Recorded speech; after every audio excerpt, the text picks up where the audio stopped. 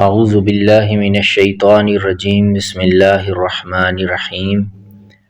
فضائل اعمال، حکایات صحابہ۔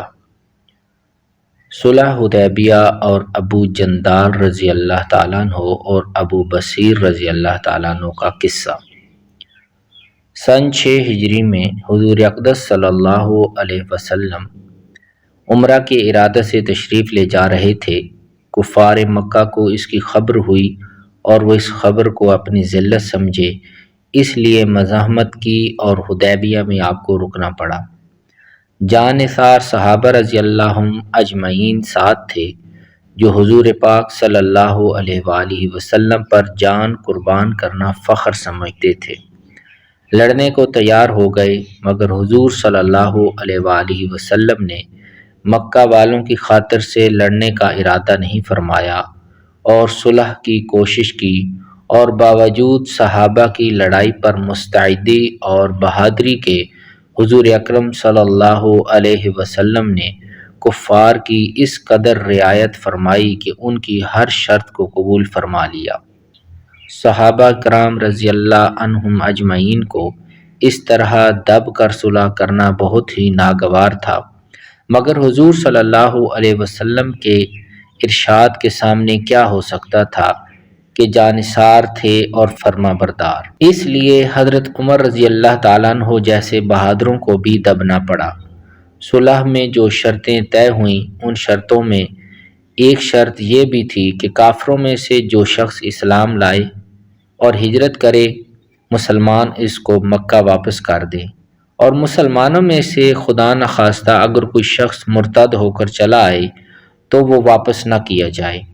یہ صلح نامہ ابھی تک پورا لکھا نہیں گیا تھا کہ حضرت ابو جندل ایک صحابی تھے جو اسلام لانے کی وجہ سے طرح طرح کی تکلیفیں برداشت کر رہے تھے اور زنجیروں میں بندھے ہوئے تھے۔ اسی حالت میں گرتے پڑتے مسلمانوں کے لشکر میں اس امید پر پہنچے کہ ان لوگوں کی حمایت میں جا کر اس مصیبت سے چھٹکارا پاؤں گا۔ ان کے باپ سہیل نے، جو اس صلح نامے میں کفار کی طرف سے وکیل تھے اور اس وقت تک مسلمان نہیں ہوئے تھے، فتح مکہ میں مسلمان ہوئے۔ انہوں نے اپنے صاحبزادے کے تمانچے مارے اور واپس لے جانے پر اصرار کیا۔ حضور صلی اللہ علیہ وسلم نے ارشاد فرمایا کہ ابھی صلح نامہ مرتب بھی نہیں ہوا، اس لیے پابندی کس بات کی، مگر انہوں نے اصرار کیا۔ پھر حضور صلی اللہ علیہ وسلم نے فرمایا کہ ایک آدمی مجھے مانگا ہی دے دو، مگر وہ لوگ ضد پر تھے، نہ مانا۔ ابو جندل رضی اللہ تعالیٰ عنہ نے مسلمانوں کو پکار کر فریاد بھی کی کہ میں مسلمان ہو کر آیا اور کتنی مصیبتیں اٹھا چکا، اب واپس کیا جا رہا ہوں۔ اس وقت مسلمانوں کے دلوں پر جو گزر رہی ہوگی اللہ ہی کو معلوم ہے، مگر حضور صلی اللہ علیہ وسلم کے ارشاد سے واپس ہوئے۔ حضور صلی اللہ علیہ وسلم نے تسلی فرمائی اور صبر کرنے کا حکم دیا اور فرمایا کہ عن قریب حق تعالی شانہ تمہارے لیے راستہ نکالیں گے۔ صلح نامے کے مکمل ہو جانے کے بعد ایک دوسرے صحابی ابو بصیر رضی اللہ تعالیٰ عنہ بھی مسلمان ہو کر مدینہ منورہ پہنچے۔ کفار نے ان کو واپس بلانے کے لیے 2 آدمی بھیجے۔ حضور اقدس صلی اللہ علیہ وآلہ وسلم نے حسب وعدہ واپس فرما دیا۔ ابو بصیر رضی اللہ تعالیٰ عنہ نے عرض بھی کیا کہ یا رسول اللہ، میں مسلمان ہو کر آیا، آپ مجھے کفار کے پنجہ میں پھر بھیجتے ہیں۔ آپ صلی اللہ علیہ وآلہ وسلم نے ان سے بھی صبر کرنے کو ارشاد فرمایا اور فرمایا کہ انشاءاللہ عن قریب تمہارے واسطے راستہ کھلے گا۔ یہ صحابی ان دونوں کافروں کے ساتھ واپس ہوئے۔ راستہ میں ان میں سے ایک سے کہنے لگے کہ یار، یہ تیری تلوار تو بڑی نفیس معلوم ہوتی ہے۔ شیخی باز آدمی ذرا سی بات میں پھول ہی جاتا ہے۔ وہ نیام سے نکال کر کہنے لگے کہ ہاں، میں نے بہت سے لوگوں پر اس کا تجربہ کیا۔ یہ کہہ کر تلوار ان کے حوالہ کر دی۔ انہوں نے اسی پر اس کا تجربہ کیا۔ دوسرا ساتھی یہ دیکھ کر کہ ایک کو تو نپٹا دیا، اب میرا نمبر ہے، بھاگا ہوا مدینہ آیا اور حضور اکرم صلی اللہ علیہ وسلم کی خدمت میں حاضر ہو کر عرض کیا کہ میرا ساتھی مر چکا ہے، اب میرا نمبر ہے۔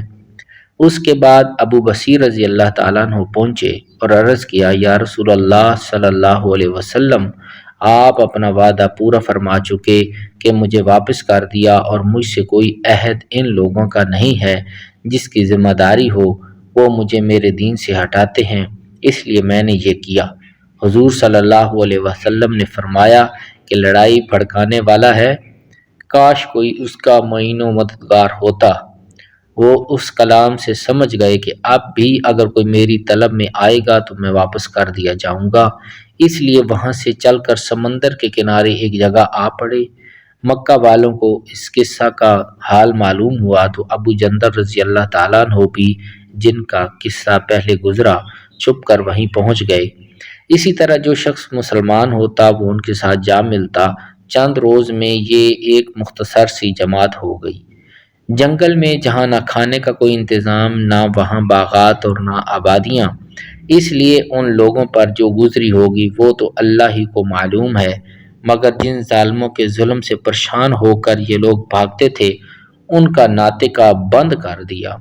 جو قافلہ ادھر کو جاتا اس سے مقابلہ کرتے اور لڑتے، حتیٰ کہ کفار مکہ نے پریشان ہو کر حضور صلی اللہ علیہ وسلم کی خدمت میں عاجزی اور منت کر کے اللہ کا اور رشتہ داری کا واسطہ دے کر آدمی بھیجا کہ اس بے سری جماعت کو اپنے پاس بلا لیں کہ یہ معاہدہ میں داخل ہو جائیں اور ہمارے لیے آنے جانے کا راستہ کھلے۔